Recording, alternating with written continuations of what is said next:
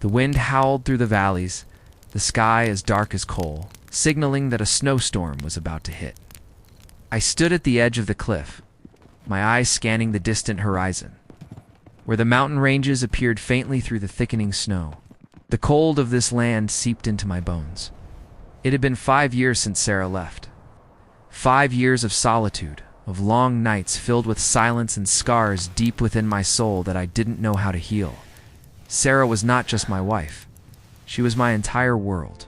I had promised to love her forever. And I kept that promise for the 5 years she had been buried beneath the cold earth of this Arizona territory. But when this snowstorm began to move in, I felt something unusual, a shift in the air, like a reminder that life can't always remain in the shadows. Suddenly, I saw a figure emerge through the thick snow. A woman, frail, her face full of desperation, eyes brimming with fear. I could hardly believe my eyes, but her gaze locked with mine, and I couldn't look away. It was Kayla. Her emerald eyes looked at me as if she had found the last sliver of hope left in the world. "Help me." Her voice was weak, choked, as if the cold of the storm was strangling her. "We'll die if we're not helped." Without thinking, my arm reached out to pull her into the cabin. Never in my life did I imagine I would welcome a stranger into my life, especially not a woman. But when she collapsed into my arms, the desperation in her eyes made it impossible for me to turn away. She was drenched, blood staining her leather coat. Her hair was a mess, wet and matted, as if she had traveled miles in the freezing cold of this desolate land. In that moment, I knew the only thing I could do was bring her in. Not let her die in the snowstorm outside, in the flickering light of the cabin's fire. Kayla sat quietly, her gaze still lost in thought, looking at me without speaking. She remained silent for a long while. I could tell she had been through a lot, and so had I. The months I had spent in this silence felt as though I had forgotten what it meant to feel anything but pain. But now, Kayla sat there, not only because of the storm outside, but because of a fear that I couldn't fully understand. "Tell me," I spoke up, trying to find some reason for her appearance in my life. "Why are you being hunted?" Kayla looked up, her eyes lost in a dreadful memory. Then she began to speak. She was a member of the Apache tribe, a people betrayed by those they had once trusted. She didn't go into details about the deaths she had caused, but I knew the price she paid for it was far too high. "We fled," she said, her voice weak but determined. "We ran from those we trusted. But now, they've found me." I listened in silence. I could feel the pain she carried with her, the death of loved ones, the betrayal by her own people. And now, she stood before me, as if condemned, and I couldn't turn my back on her. A gunshot echoed from a distance. A strange gunshot, and I realized that what I was facing was not a choice, but a life-or-death battle. When Kayla and I had just managed to get into the cabin, the second shot rang out, closer this time. And then a figure appeared in the snowstorm. Soldiers. A group of them. They were searching for her, and I knew. I couldn't hide her anymore. I grabbed the rifle beside me, my hand trembling, not from fear, but from the tension of the situation. "Kayla," I said, my voice hoarse, "you need to run. I'll hold them off." She looked at me, her eyes filled with gratitude but also concern. I can't go alone. But I knew there was only one way for her to survive, and that was for me to buy her time until she could escape. When I opened the cabin door, the group of soldiers was already standing right in front of me. The leader, a middle-aged man, his face flushed like a monster, looked at me coldly. "Garrett," he called me in a dry tone, his eyes not leaving Kayla. "Have you seen the Apache women running away?" I couldn't help but meet his gaze. I knew this was a battle of wits. If I showed any sign of fear, they would spot it immediately. "No," I answered, trying to keep my voice calm. "The storm's been too fierce. No one has been out in this weather." He looked at me, then turned to Kayla. His gaze was full of suspicion. He sneered, then asked again, "Don't pretend you don't know anything." A truth was revealed. Kayla wasn't just being hunted by soldiers, but also by a group within her own tribe. People she once considered friends had betrayed her, and now they wanted her to pay. The lies and secrets she kept were like a heavy stone weighing down on my heart. But I knew she couldn't have done anything else. Suddenly, a bullet shot through the air, piercing the window. Kayla collapsed. I rushed to her, pulling her up, and then shouted at the men around us. If you don't want to die, you better leave now. But these soldiers didn't fear. They launched a brutal attack. At that moment, another bullet pierced the house. I quickly pulled Kayla to the ground, shielding her. The barrage of bullets poured in, and I tried to keep calm as everything around us descended into chaos. One wrong move, and it would all be over. But in that moment, I knew one thing for certain. I couldn't let her die. No matter the costs, I would protect her with everything I had left. When the gunfire finally stopped, all that remained was heavy breathing. Kayla and I stood together, in a moment of despair, but also filled with hope. I didn't know what would happen next, but I knew one thing. I had chosen to stand by her. No matter how much the world tried to tear everything apart. Dangerous situation number 1.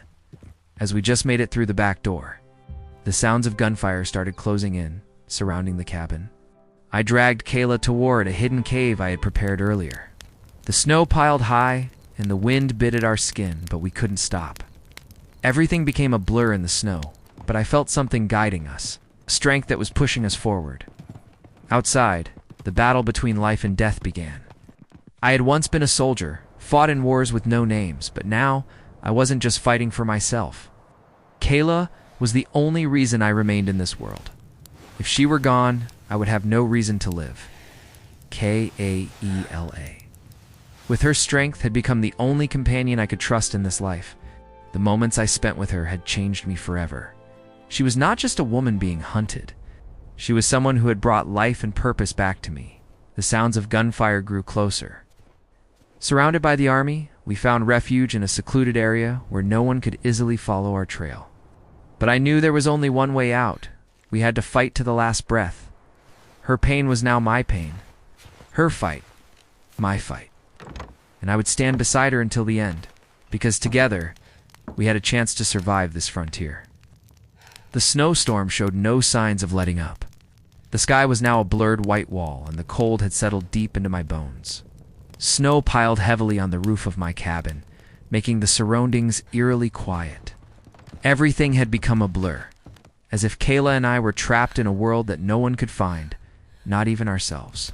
But in the vastness of this space, I felt her presence like a force, compelling and undeniable. I couldn't help but notice Kayla. She wasn't just the woman I had saved from the snowstorm.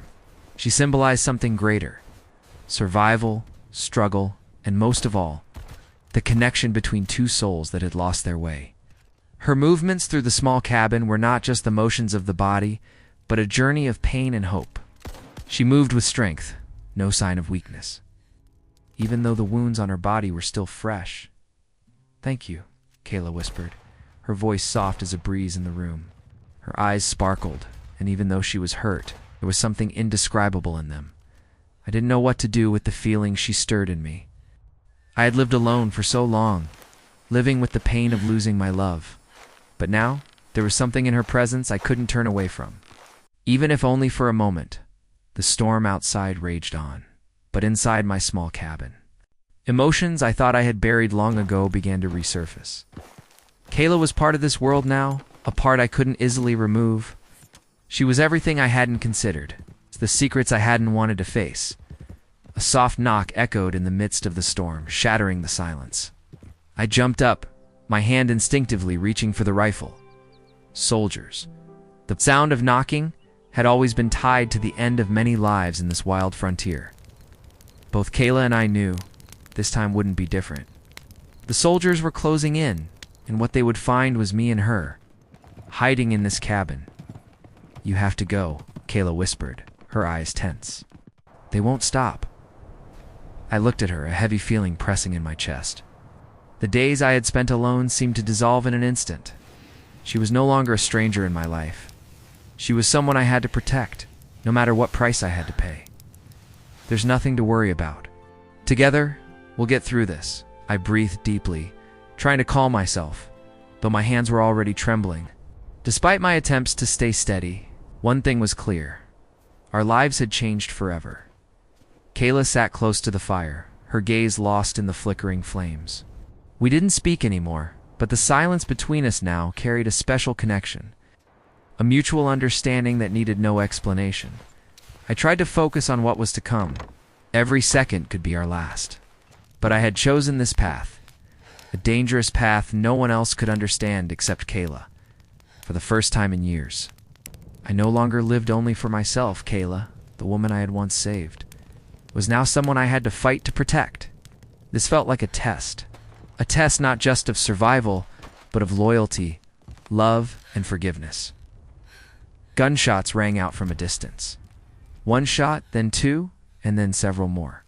Amid the thickening snow, shadows began to emerge. Soldiers, perhaps the ones hunting us.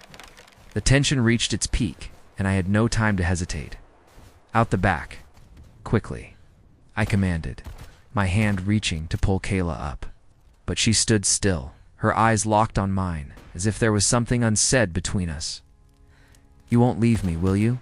she asked, her voice trembling. "No, I will never leave you. Together, we'll survive."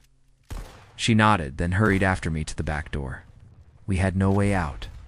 The soldiers were getting closer, and all that was left was for us to run, to face death if necessary, to protect each other. Dangerous situation number one. As we made our way through the back door, the gunshots grew closer, surrounding the cabin.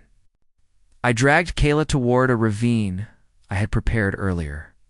The snow was thick, and the wind cut into our skin, but we couldn't stop. Everything blurred under the snow, yet I felt a strange force guiding us forward. Outside, the battle between life and death began. I had once been a soldier, fought in nameless wars, but this time, I wasn't just fighting for myself. Kayla was the only reason I still existed in this world. If she was gone, I had no reason to live. Kayla, with her resilience, had become the only companion I could trust in this life.